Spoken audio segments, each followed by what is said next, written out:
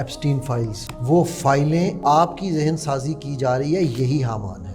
اتنی بڑی سیکریسی، اتنا بڑا سب کچھ، وہ لیک کیسے ہو سکتا ہے یار؟ آپ کو مینٹلی پریپیئر کیا جائے اس دجال کے لیے جس کو انہوں نے کہنا ہے نا ربکم الاعلی۔ ایپسٹین فائلز میں لوگ اشتعال میں ہیں، زیادہ ایک دوسرے سے ڈسکس کر رہے ہیں، ایک آدھی پوسٹ ڈال رہے ہیں، پریکٹیکلی کو پروڈکٹیولی کیا کر رہے ہیں؟ کچھ بھی نہیں کر رہے۔ یوٹیوب وائرل ہو رہے ہیں۔ بڑا بت آنے والا ہے، اس سے پہلے یہ چھوٹے بت سارے تباہ و برباد کریں گے، اپنے ہاتھوں سے کریں گے اور ہماری آنکھوں کے سامنے کریں گے۔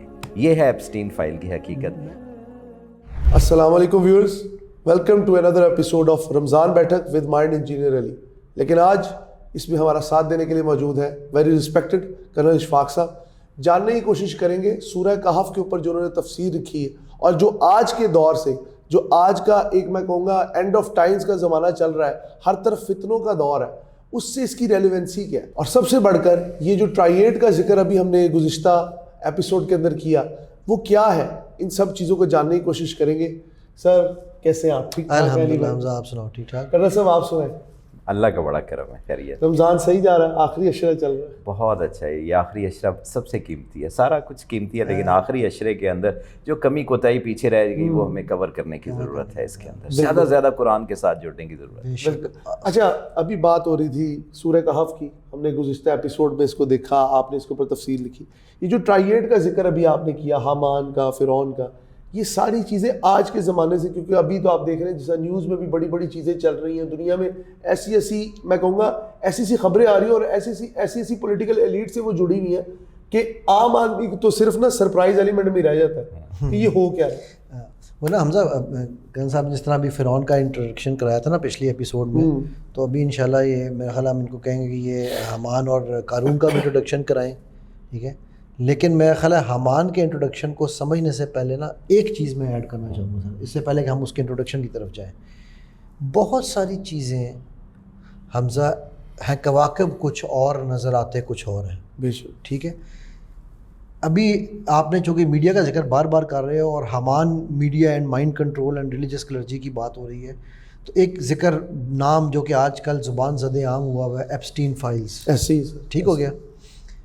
میں اس پہ ڈیٹیل سے میرا خیال ہے میرے سے زیادہ کرن صاحب سے میں چاہوں گا کہ وہ اس پہ بات کریں گے، لیکن میں یہاں جو چیز ایڈ کرنا چاہتا ہوں نا بیفور ہی ٹاکس، وہ یہ ہے کہ پلیز ایک بات کو سمجھو، وہ بچے نہیں ہیں، وہ فائلیں آپ ان سے لیک نہیں ہوئی ہیں، وہ 3.5 لاکھ پیج لیک نہیں ہے، وہ لیک نہیں ہوئی ہیں، وہ آپ کی ذہن سازی کی جا رہی ہے، یہی حامان ہے۔ وہ آپ کو یہ جو ہوتا ہے طریقہ یہ ہوتا ہے کہ اسے کہتے ہیں فیلر چھوڑنا۔ جب آپ نے کسی قوم کو یا کسی بھی مردے کو چیک کرنا ہو نا تو کیا کرتے ہیں، ہلکی سی سوئی چبھاتے ہیں، اگر وہ مردہ ہل جائے، بندے لاش ہل جائے نا تو کہتے ہیں وہ یہ زندہ ہے، پھر اس کو وہ اور مارتے ہیں، رائٹ؟ تو یہ انہوں نے نا آپ کو تھوڑی تھوڑی دیر بعد ایک کچوکا دیتے ہیں، وہ کچوکے دیتے تھے، اسرائیل کچوکے دیتا تھا فلسطین کو، چھوٹے چھوٹے، پھر انہوں نے کہا ہن ڈائریکٹ حملہ کر دو، ٹھیک ہے؟ سو یہ جو ہے نا یہ وہ کچوکے ہیں۔ بھائی مجھے ایک بات بتاؤ، اتنی بڑی سیکریسی، اتنا بڑا سب کچھ، وہ لیک کیسے ہو سکتا ہے یار؟ یہ لیک کیا جاتا ہے، and I think this is from where I would concern, اس کا مطلب یہ ڈاکومنٹ پبلک ہمارے انٹرسٹ میں نہیں کیے جاتے، جی نہیں، یہ اپنے انٹرسٹ میں پبلک کیے جی، تاکہ آپ کو مینٹلی پریپیئر کیا جائے اس دجال کے لیے جس کو انہوں نے کہنا ہے نا ربکم الاعلی۔ جی اس کو سمجھنا اس لیے ضروری ہے، جیسے ہم نے فرعون کی بات کی، قارون اور حامان، یہ سارے سینرجائز یا یہ حق کی قوت بنیں گے، یعنی طاقت، اور جیسے قارون کی ہم نے بات کی دولت، اور حامان جو مائنڈ کنٹرول والی پاورز ہیں، یہ تینوں یا تو حق کے سلسلے میں اکٹھی ہوں گے یا باطل کے سلسلے میں اکٹھی ہوں گی۔ اس وقت اگر آپ دیکھیں گے تو پوری دنیا کے اندر ایسے لگتا ہے تباہی اور بربادی کی نئی داستانیں آ رہی ہیں آپ کے سامنے۔ آپ فلسطین کے اندر دیکھیں، جو معاملات ہیں وہ ہو چکا ہے کہ جو کبھی انسانیت نے دیکھا ہی نہیں تھا، اور لائیو سٹریمنگ چل رہی ہے چیزوں کی۔ کبھی ایسا ہوا؟ میڈیا بھی لائیو دکھا رہا ہے، وہ کہہ رہا نا گلے پہ انگوٹھا رکھ کے رہا ہے کہ ہلنے بھی نہیں دیں گے۔ اچھا، یہ کیا کیا جا رہا ہے؟ ہمیں انسینسٹیو بنایا جا رہا ہے، جیسے علی بھائی بھی کہہ رہے ہیں کہ ہم آہستہ آہستہ سینسٹیوٹی کا لیول ہمارا اوپر کی طرف چلتا جا رہا ہے۔ پہلے ہم تھوڑی سی باتوں پہ میڈیا کے اندر تھوڑی سی ولگیرٹی آتی تھی تو لوگ فوراً اس کے اوپر اشتعال میں آ جاتے تھے۔ 1989 میوزک 89 جب پروگرام ہوا تھا، اس میں صرف لڑکیوں نے دوپٹے نہیں لیے تھے تو پورے پاکستان باہر نکل آیا تھا۔ یہ اس میں میں ایک اضافہ کرنا چاہوں گا، ہمارے بچپن میں کبھی کوئی لڑکی جاتی تھی نا تو اس نے اگر کوئی ویسٹرن, وہ دیکھو اس نے جینس پہنی ہوئی ہے, اور آج یہ دور آ گیا جین نہیں پہنی کہ ہم پتہ ہے کہتے ہیں شکر ہے یار اس نے جینس تو پہنی ہے. ہاں یہ حالات, یہ نارملائز کیا جا رہا ہے, یہ اس کو کہتے ہیں نارملائزیشن. آپ کو اگر آپ نام چامسکی کی کتاب پڑھیں کہ ان کا نام بھی ویسے آیا ہے ان کا بھی نام مینوفیکچرنگ دی کنسنٹ, یہ کنسنٹ آپ کا مینوفیکچر کیا جاتا ہے, نارملائز کیا, یہ سارا حامان کی ڈومین کے اندر آتا ہے.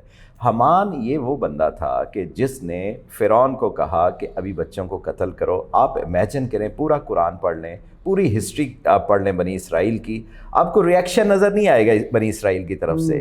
یعنی اس نے مائنڈ انجینئرنگ اتنی زبردست کی ہوئی تھی کہ وہ رسپانس دینے کی پوزیشن میں نہیں آئی. آج بھی ہم دیکھیں, یہ ایپسٹین فائلز کی آپ بات کر رہے ہیں, ایپسٹین فائلز میں لوگ اشتعال میں ہیں, زیادہ زیادہ ایک دوسرے سے ڈسکس کر رہے ہیں, ایک آدھی پوسٹ ڈال رہے ہیں, پریکٹیکلی کو پروڈکٹیولی کیا کر رہے ہیں, کچھ بھی نہیں کر رہے, یوٹیوب وائرل ہو رہے ہیں. ٹھیک ہے, کسی ایک not even a single country has filed any sort of petition in the ICJ, کہیں بھی کوئی ایسا کچھ بھی نہیں ہوگا. تو ایک تو یہ انسینسٹیو کر رہے ہیں, نارملائز کر رہے ہیں اس کا.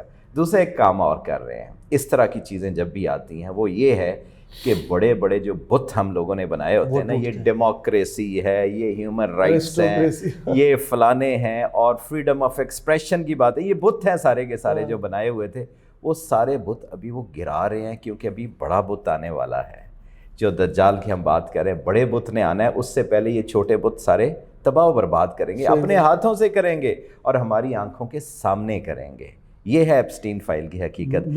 انسینسٹیو کر رہے ہیں اور بت توڑ رہے ہیں. آپ بڑے بڑوں کے نام جو آ رہے ہیں, ہم کہتے ہیں وہ بھی. اور جس طرح کی ان سے چیزیں منسوب کی جا رہی, میں آن کیمرہ ڈسکس بھی نہیں کرنا چاہتا کہ انفینٹس کے ساتھ ایسا سلوک, معصوم بچوں کے ساتھ ایسا سلوک. میں حمزہ اس میں نا اشفاق بھائی کی بات میں ایک چیز اور ایڈ کرنا چاہوں گا. آپ مجھے دقیانوسی کہو, اگینسٹ سائنس کہو, جو مرضی کہو, آئی ڈونٹ کیئر, لیکن ایک چیز جو ہے نا ذہن سازی میں سمجھنا, دجال کے ہاتھ میں کیا کیا چیزیں ہوں گی. وہ بارش برسائے گا اپنی مرضی سے, رائٹ. آج آپ دنیا کے جس خطے میں چاہیں اپنی مرضی سے بارش برسا سکتے ہیں. تو جب دجال بارش برسائے گا تو ہم یہ کہیں گے تو نارمل چیز ہے. یہ ڈیسینسٹائزیشن ہو رہی ہے. Very valid point, very valid point. ٹھیک ہے. اسی طرح نا یہ جو ایپسٹین فائلز ہیں, یہ جو مطلب آپ اس کی تو ایک چھوٹی چیز ہے یار, آپ چھوڑو ان کو. اس کی مثال میں آپ کو یہاں سے دیتا ہوں. مینار پاکستان پہ اور پاکستان میں 3-4 ایسے واقعات ہوئے ہیں جہاں لڑکیوں نے خود اپنی ویڈیوز وائرل کی ہیں, بعد میں ثابت ہو گیا. تو وہ لیک کیسے ہوئی وہ ویڈیوز؟ یہی شروع میں تو یہ آیا تھا نا کہ ویڈیو لیک ہو گئی. یہ لیک نہیں ہوتی بھائی, یہ خود سے کیا جاتا, یہ سستی شہرت کا, اور وہ ان کے حساب سے. لیکن اسی کا بڑا جو لیول ہے وہ آپ کی یہ حمانیت ہے. کیوں سر جی؟ اور یہ سمجھنا اس لیے بھی ضروری ہے مسلمانوں کے لیے, رمضان بھی ہے, اور ہمیں سمجھنا اس لیے ضروری ہے کہ جیسے اللہ کہتا ہے کہ قرآن کے اوپر تدبر کریں, افلا یتدبرون القرآن. یہ جو تدبر ہے یہ ڈیمانڈ کرتا ہے کہ آپ سپرفیشل نالج کو نالج نہ سمجھیں. یہ انفارمیشن ہے, یہ انفارمیشن ہے. ہمیں ڈگ ڈیپ کرنے کی ضرورت ہے. شیلو جو اس ٹائم ٹنلز کے اندر ہم چل رہے ہیں نا, اس کو کہتے ہیں سائیکوسس, میس سائیکوسس چل رہا ہے ہمارے ساتھ, کہ جو وہ بتاتے ہیں جس چیز کو وہ ہائی لائٹ کرنا چاہیں. غزہ کے اوپر تھوڑا شور مچ رہا تھا, ایپسٹین فائل ڈال دی ادھر. آپ جیسے آپ نے وہ دیکھا ہوگا بل فائٹنگ ہوتی ہے, اس میں ریڈ کپڑا ہوتا ہے, ادھر کیا تو بل ادھر آئے گا, ادھر کیا تو. ہمیں میس سائیکوسس کے اندر انہوں نے ڈال دیا ہے, جو کہ یہ خود کنفرم کرتے ہیں. جیسے کہ کرونا آیا تھا, کرونا میں پوری دنیا کو انہوں نے ایسے بند کر دیا تھا. جس طریقے سے وہ چاہتے ہیں وہ کر رہے ہیں. یہ ریہرسلس ہیں چھوٹی چھوٹی. ایپسٹین فائل آئی, کل کو ایک اور چیز آ جائے گی, پرسوں ایک اور چیز. ایک چیز میں کریکٹ کریں, اوبویسلی آپ نے اتنی بڑی تفصیل لکھی ہے, آپ اسے کوریلیٹ کر رہے ہیں. ٹائمس دنیا میں سارے پولیٹیکل سسٹمز رائج ہیں, کیا پولیٹیکل سسٹم بھی ایول کی طرف سے دیے گئے انسان کو تحفے؟ نہیں, اس طرح آپ اس کو نہیں کہہ سکتے, کیونکہ طاقت کے ڈفرینٹ ماڈلز ہیں نا, ان کے نام ہیں مختلف. ڈیموکریسی ہے, یا ہمارے پاس یہ پریزیڈنشل سوشلزم ہے, کمیونزم ہے, یہ مختلف ہمارے پاس سسٹمز ہیں. لیکن آپ یہ دیکھیں کہ انسانیت نے عروج کی طرف جانا ہے, ایوالو ہونا ہے. ہم جو ایوالو ہوئے تو اسلام جو ہے موسٹ ماڈرن ریلیجن کے طور پہ ایوالو ہوا ہے. ٹھیک ہے, آپ کے تمام مسائل کا حل اسلام کے اندر ہے, قرآن کے اندر ہے, رسول اللہ صلی اللہ علیہ وسلم کی سنت کے اندر ہے. ہمیں اس سے ڈیویٹ کیا گیا ہے. ٹھیک ہے, ہمیں آہستہ آہستہ ایک سیدھا راستہ ہے. شیطان نے جب کہا ربا میں تیرے سیدھے راستے پہ صراط مستقیم پہ بیٹھوں گا, قسم کھا رہا ہے فبعزت ربک یار, میں دائیں سے بھی آؤں گا, بائیں سے بھی, سامنے سے بھی, پیچھے سے بھی آؤں گا, تو اکثریت کو ناشکرا پائے گا. آج ہم کتنے ناشکرے ہیں, بہت زیادہ. ہم نہ اللہ کا شکر ادا کرتے ہیں, نہ اپنے گھر والوں کا شکر ادا کرتے ہیں, نہ آپ دیکھیں اس ٹائم کو ہم قیمتی بناتے ہیں جو اللہ نے ہمیں دیا ہوا ہے.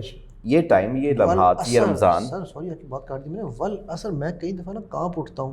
آپ ٹائم کا ذکر کر رہے تھے نا جی, کہ یار جس کی میرے رب قسم کھا رہے ہیں ہم اسی کو ویلیو نہیں دے رہے ہیں. آج آپ کو ٹائم پہ کوئی آ کے دکھائے اقرارٌ باللسان و تصدیق بالقلب, معذرت چاہتا ہو جاتا ہے.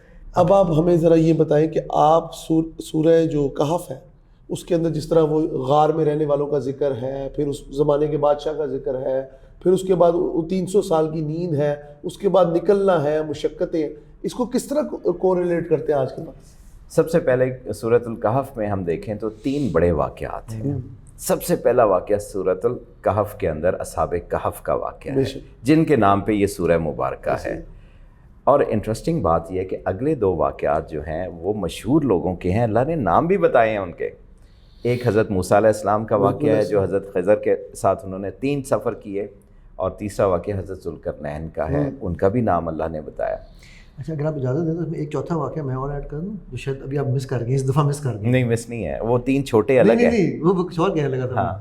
سورہ کہف کا جو شان نزول ہے نا وہ اٹ سیلف ایک واقعہ ہے. ہاں وہ اتنا بڑا واقعہ ہے, اتنا بڑا سبق ہے ہم سب کے لیے کہ میں جسارت نہیں کروں گا, کرن صاحب سے کہوں گا کہ وہ جو اللہ کے نبی صلی اللہ علیہ وسلم کی جو کنڈیشن تھی اور کیوں اس کنڈیشن بنی وہ سمجھنا آج کے مسلمان کے لیے بہت ضروری. جی کرن صاحب, ابھی ہم تھوڑا سا لمبے اس میں چلے جائیں گے, لیکن وہ سمجھنی بڑی ضروری ہے. میں بتاتا ہوں فیزز میں بتا دیجیے. اس میں یہ کہ جب کفار مکہ نے یہ دیکھا کہ رسول اللہ صلی اللہ علیہ وسلم کی ہر بات ٹاپ کلاس کی ہے, ان کے شاعروں نے اپنی معذرت کر لی کہ ہم اس جیسا کلام نہیں لے کے آ سکتے کیونکہ یہ اللہ کا کلام ہے, اس کے سامنے کوئی چیز بھی نہیں کھڑی ہو سکتی.